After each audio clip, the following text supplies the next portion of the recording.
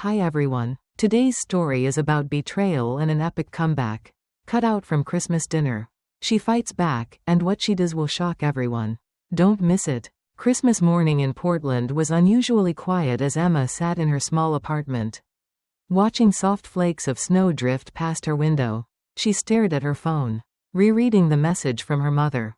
Linda, hi sweetie. Bad news, there's a big storm coming in. Everyone's staying home, so Christmas dinner is cancelled. Stay safe. We love you. Though a pang of disappointment tightened in her chest, Emma sighed and told herself she understood.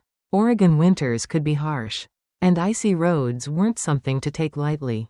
Still, she couldn't shake the hollow feeling growing inside her. It wasn't the first time family plans had suddenly fallen through at the last minute. Trying to keep her spirits up, she made herself a mug of hot chocolate and turned on a Christmas movie. Curling up on the couch in her softest blanket, she even lit a pine-scented candle to bring some holiday warmth into her lonely apartment.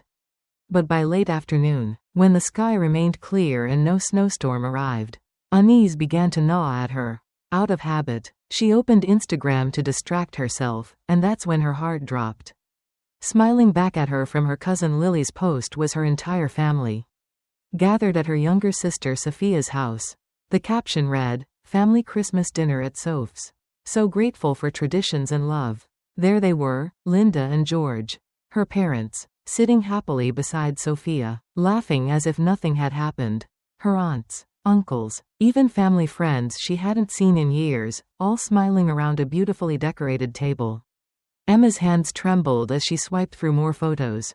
There was no storm, no cancelled dinner, just a perfect family celebration, one she was never meant to be part of. Emma's breath caught in her throat as she stared at the glowing screen in disbelief. Her fingers hovered over the phone, her heart pounding in her ears. The longer she scrolled, the more the truth sank in, burning like ice through her chest. Every smiling face, every plate of food carefully laid out, every glimpse of her mother's signature Christmas cookies, all of it proof that the people she loved had deliberately excluded her. And for what? So Sophia could have the perfect holiday without her awkward, older sister ruining the scene? Emma's eyes stung as memories flooded back. This wasn't the first time. A lifetime of moments replayed in her mind, now cast under a harsh, new light. She remembered being a kid, always the responsible one, cleaning the house before guests arrived while Sophia danced through the living room without a care. She was the one who stayed home studying while Sophia snuck out to parties, and yet it was Sophia who got praised for being so full of life, while Emma was told to loosen up. Even as adults, the pattern had never changed. When George had his surgery 3 years ago, Emma had taken weeks off work to care for him, driving him to appointments, managing his medications, cooking meals. Sophia? She had visited once, stayed for an hour, taken a selfie, and left for a weekend yoga retreat. Yet, when her parents told the story later, Sophia was hailed as the supportive daughter, and Emma's efforts were barely acknowledged. And what about the time she worked late nights to help her parents pay off part of their mortgage? They had thanked her in passing, only to later boast about how Sophia was doing so well with her influencer business. A business Emma now knew was funded by their secret betrayal. Sitting on her couch, Emma felt a wave of humiliation crash over her. How many other holidays had they lied about? How many birthdays, family dinners, and barbecues had gone on without her, while she sat at home believing she was simply too busy with work to be included?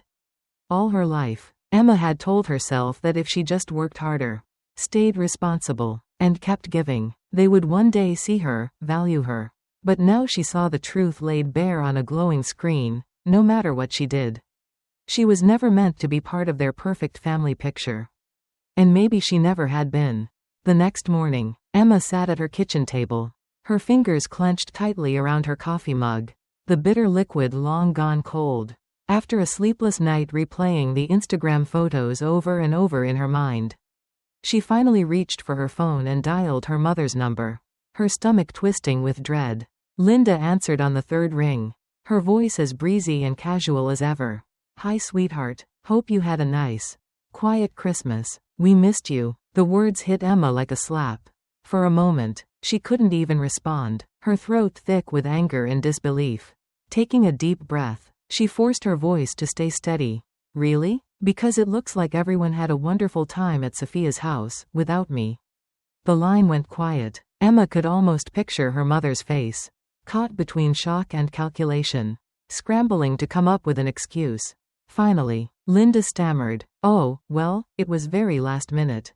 You know how Sophia likes to throw things together. And with how you can be at gatherings, we just thought." Emma cut her off sharply. "You thought what? That it would be easier to lie to me? To let me spend Christmas alone while you all pretended the dinner was cancelled?" The accusation hung in the air, heavy and sharp. Linda's tone quickly turned defensive. "Don't be so dramatic, Emma. We just didn't want any awkwardness. Sophia wanted things to be perfect. And you always make everyone uncomfortable." The words stung more than Emma expected. And yet, in that moment, something inside her hardened. "So instead of being honest, you lied." Again, her voice was quieter now, but filled with conviction. "Tell me, Mom, how many times have you all done this?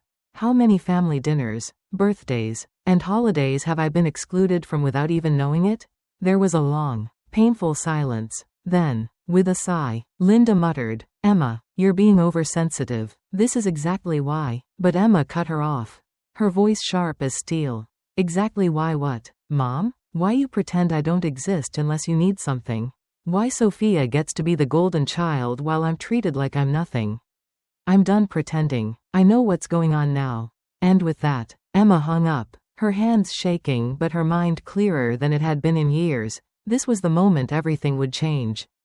It didn't take long for the storm to hit. Within hours of Emma sending her email to the entire family, laying out the truth of how she had been deliberately excluded and attaching screenshots of both Linda's cancellation message and Lily's Instagram posts, the backlash began. Her Aunt Karen was the first to reply.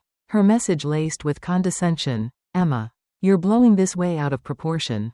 You know how Sophia likes to host things last minute. Maybe if you made more of an effort to be part of the family, you wouldn't feel left out." Emma read the words with a growing sense of disbelief, as if the betrayal was her fault. Moments later, her cousin Lily, whose social media post had exposed everything, deleted the entire album of Christmas photos and messaged Emma privately, "Not sure why you're causing so much drama. It wasn't that serious. You always overreact." Emma's hands trembled as she read each dismissive word, the weight of years of gaslighting settling on her chest. Then came the long email from Sophia, cold, calculated, and dripping with fake concern. "Emma, honestly, this is why it's hard to include you. You always act like a victim. I just wanted one perfect holiday without tension. Maybe if you weren't so negative all the time, things would be different." But the worst came from her parents. George sent a sharp, scolding message, accusing Emma of trying to tear the family apart and airing private matters to embarrass them. Linda took her manipulation public, calling mutual family friends to spin a narrative about Emma having an emotional breakdown, telling people Emma was unstable and lashing out for attention. The family group chat exploded, with relatives chiming in to defend Sophia and her parents, some suggesting Emma should apologize and stop making a scene. But instead of breaking her, the wave of blame solidified Emma's resolve. She read every message carefully, saving screenshots of their cruelty, evidence of how deep the betrayal ran. For the first time, Emma saw her family for what they truly were, a web of people who cared more about maintaining appearances than about her. No one asked how she felt, only why she dared to speak up. And with every word they sent, Emma grew more certain she was done playing the role of the silent, obedient daughter. Just when Emma thought she had uncovered the worst of her family's betrayal, an unexpected message arrived that would shake her world even more. It was from Margaret, an old family friend and former estate lawyer who had once handled her grandfather's finances before retiring. "Emma, I've seen what's happening with your family on social media," Margaret wrote. "There's something you need to know, and it's important. Can we meet?" Curiosity and dread churned in Emma's stomach as she agreed to meet her at a quiet cafe downtown the next day. When she arrived, Margaret looked uneasy, sitting stiffly at a corner table with a manila envelope clutched tightly in her hands. After some polite but tense small talk, Margaret slid the envelope across the table with a sigh. "I've been holding on to this for years," she confessed. "Your father swore me to secrecy. But after seeing how they're treating you, I can't keep quiet anymore." Emma's hands trembled as she opened the envelope and pulled out a thick stack of papers, bank statements, property documents, and copies of her grandfather's will. As she flipped through them, realization dawned in horrifying waves. Her grandfather, whom she had adored as a child, had left her a $300 inheritance, specifically earmarked for her education and future. Money she had never seen a dime of. Margaret explained quietly, "Your father was appointed trustee and was supposed to release the funds to you when you turned 25. Instead, he transferred it all into Sophia's accounts." The papers also revealed that several properties left to both Emma and Sophia were sold without Emma's knowledge. Using a power of attorney Emma had unknowingly signed at 18, supposedly for medical emergencies, but actually giving her parents full control over her assets. Emma's heart pounded as she scanned records of large transfers to Sophia. Labeled as business investments, money used to fund Sophia's influencer lifestyle and failed boutique. All while Emma had worked herself to exhaustion, even helping her parents with mortgage payments.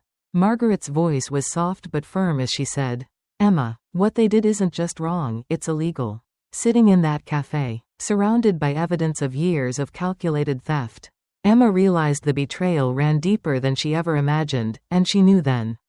She couldn't let them get away with it.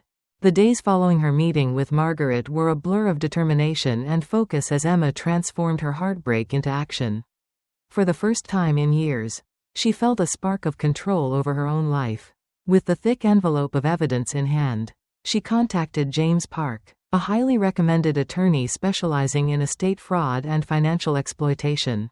During their first meeting, James reviewed the documents carefully, his brow furrowing deeper with every page. When he finally looked up, his voice was calm but firm. "Emma, this is a clear case of financial fraud and exploitation. If you want to pursue this, we can file criminal charges, and we have a strong case." Hearing those words, Emma felt both vindicated and terrified, but more than anything, she felt ready. With her background in software engineering and accounting, Emma knew how to track money trails, and over the next week, she meticulously worked with James to assemble a detailed timeline. She traced every transfer from her grandfather's accounts into Sophia's boutique fund, cataloged each sale of property that was meant to be partially hers, and highlighted the misuse of the fraudulent power of attorney. Every cancelled check and redirected fund told the story of how her family had systematically stolen her future. And Emma made sure none of it was left out. James helped draft formal letters of demand, giving her family the option to return what they had stolen and avoid court, but as Emma compiled everything, she knew in her gut they wouldn't take that route. Still, she wanted to give them a chance, if only to show she had taken the high road first.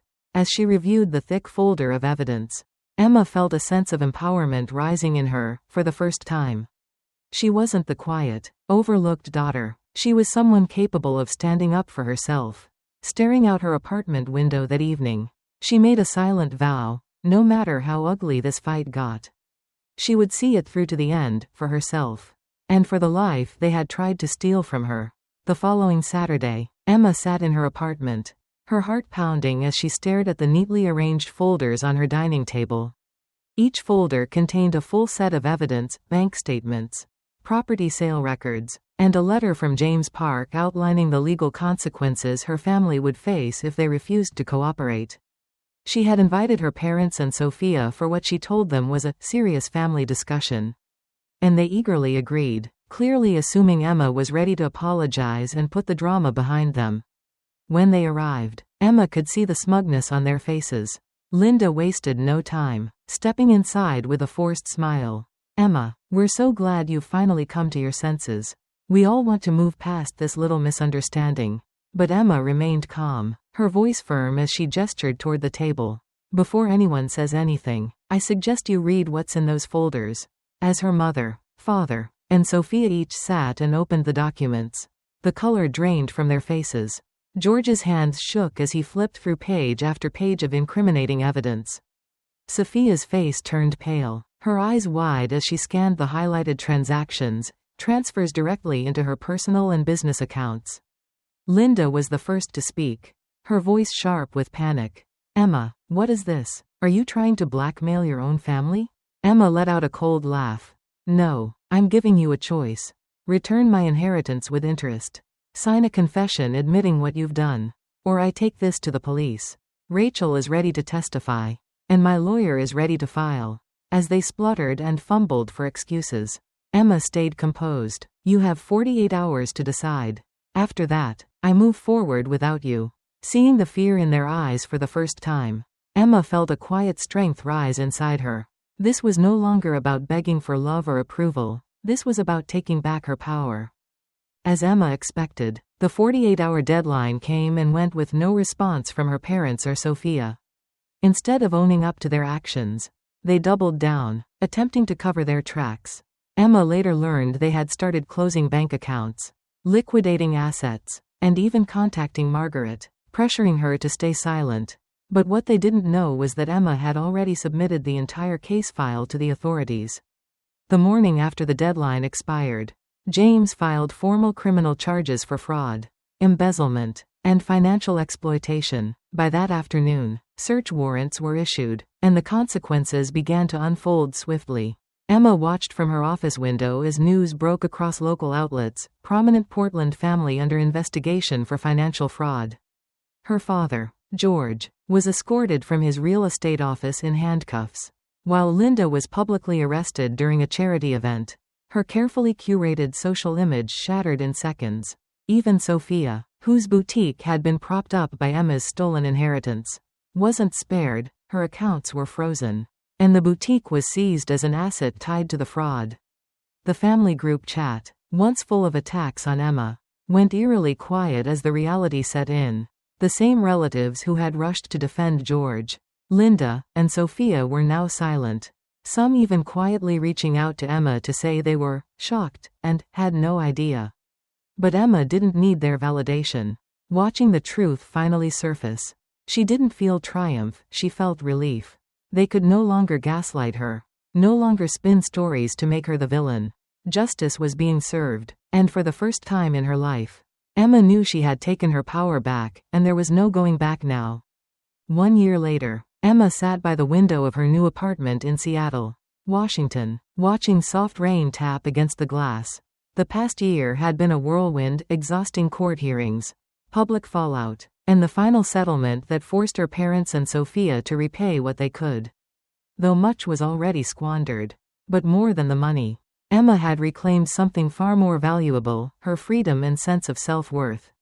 Though most of her extended family had distanced themselves, Emma realized she didn't miss the shallow connections. In their place, she had built a new support system, friends, colleagues, and even a few distant cousins who reached out to apologize and reconnect. Her career had also flourished. She accepted a new role at a tech company where her dedication and sharp mind were respected. For once, she was living life on her own terms, no longer seeking approval from people who never truly valued her. One afternoon, Margaret came to visit, bringing with her an old, worn photo album she had found while sorting through storage. As Emma flipped through the pages, she saw pictures of herself as a little girl, sitting on her grandfather's lap, both of them laughing under the summer sun. Margaret smiled gently and said, "He always believed in you, Emma. He knew you were stronger than they ever gave you credit for." Emma's throat tightened, but this time, it wasn't from sadness, it was from a deep sense of peace. Her grandfather had tried to protect her, and though it had taken years, his gift had finally set her free. Looking out at the city skyline, Emma knew her story wasn't about revenge, it was about reclaiming her life. And never letting anyone make her feel small again. The story of Emma teaches us a powerful lesson about self-worth, courage, and the importance of standing up for oneself. No matter how long betrayal and manipulation have been happening, it's never too late to fight for justice and reclaim your life. Family should never be an excuse for mistreatment or exploitation. Emma's journey shows that choosing truth over silence may be painful, but it leads to freedom and personal growth. Ultimately, the best revenge is living a life where you are valued, respected, and no longer trapped by toxic relationships.